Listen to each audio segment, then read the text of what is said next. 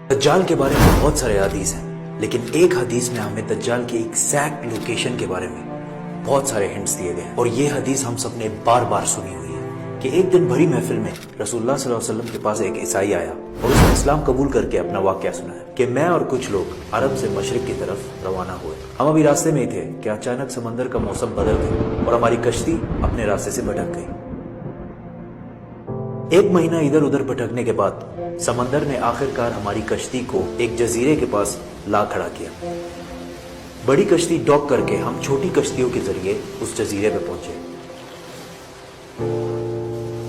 और वहां हमारी मुलाकात एक अजीब किस्म के मखलूक से हुई जो बिल्कुल काला और जिस्म पर बहुत ज्यादा बाल थे उसके, और उसने अपना नाम जस्सासा बताया। हमने उससे पूछा तुम क्या चीज हो, क्या मखलूक हो? उसने बोला मुझे छोड़ो, वो उधर एक मंदिर है, उधर जाओ, वहां एक शख्स तुम्हारा बहुत शिद्दत से इंतजार कर रहा है। अंदर हमने एक शख्स को जंजीर में बंधा हुआ देखा और उसने हमसे 3 सवाल पूछे कि मुझे बेसान के दरख्तों के बारे में बताओ, क्या उसमें कोई फ्रूट फल वगैरह है? हमने कहा बिल्कुल, वहाँ बहुत फ्रूट्स फल वगैरह है। उसने कहा बहुत जल्द वहाँ कुछ भी नहीं होगा। फिर उसने पूछा मुझे लेक ऑफ तबरिया के बारे में बताओ, क्या उसमें पानी है या नहीं है? हमने कहा वहाँ बहुत पानी पड़ा हुआ। उसने कहा बहुत जल्द ये भी खुश्क हो जाएगा। और फिर उसने कहा मुझे उस उम्मी पैगंबर के बारे में बताओ, क्या किया है उसने अभी तक? हमने बताया कि वो मक्का से निकलकर मदीना में आबाद हो चुका है। उसने कहा क्या वाकई वो यसरब मदीना आ चुका है? ये कहते ही उसने कहा कि अब मैं बताता हूँ कि मैं कौन हूँ। मैं हूँ दज्जाल और बहुत जल्द मैं अपनी कैद से आजाद हो जाऊंगा और तमाम इलाकों में जाऊंगा सिवाय मदीना यानी यसरब के। रसूलुल्लाह सल्लल्लाहु अलैहि वसल्लम ने तमाम लोगों को मुखातिब करके कहा, ऐ लोगों, ये है यसरब मदीना। तमीम अद्दारी जो कह रहा है मुझे उसमें सच्चाई नजर आ रही है। याद रखो, दज्जाल शाम के समंदर में है और ना यमन के समंदर में। और अपने हाथ से मशरिक की तरफ इशारा करके कहा, दज्जाल मशरिक में है, दज्जाल मशरिक में है, दज्जाल मशरिक में है। अब सिंपल सी बात है, एज वी नो कि मशरिक की तरफ सफर के बाद उनकी कश्ती एक जजीरे पे रुकी थी। So let's just find out all the islands east of Medina. Medina के ईस्ट में there is the famous Arabian sea और इसमें मेनली 4 जजीरे पाए जाते हैं। Lakshadweep island in India, Socotra island in Yemen, Masirah island in Oman and Astola in Pakistan. हदीस में क्लियरली फरमाया गया है कि दज्जाल यमन के समंदर में नहीं होगा, तो ये 2 आइलैंड्स तो निकल गए।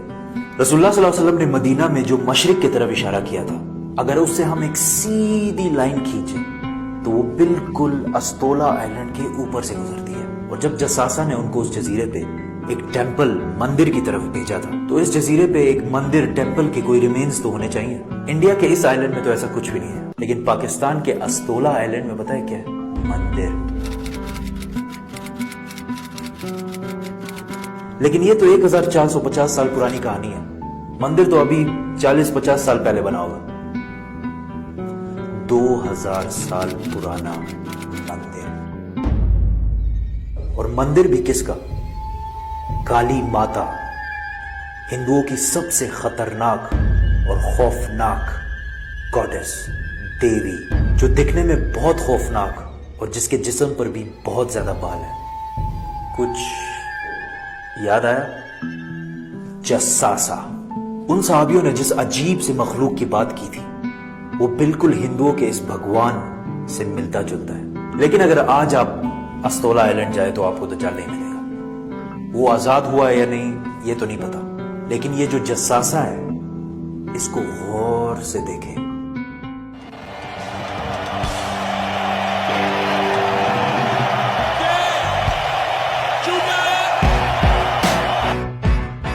नाइनटीन 1970 के अमेरिकन म्यूजिक इंडस्ट्री के सबसे बड़े बैंड्स में से एक बैंड रोलिंग स्टोन्स है।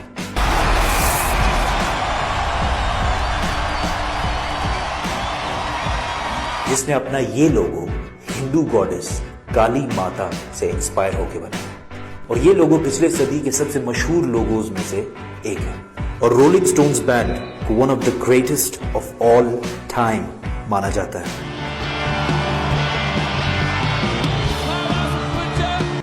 वन वे और द अदर, दज्जाल के जजीरे वाले जसासा का पूरी दुनिया के म्यूजिक इंडस्ट्री और फिल्म इंडस्ट्री को शेप करने में बहुत बड़ा हाथ है।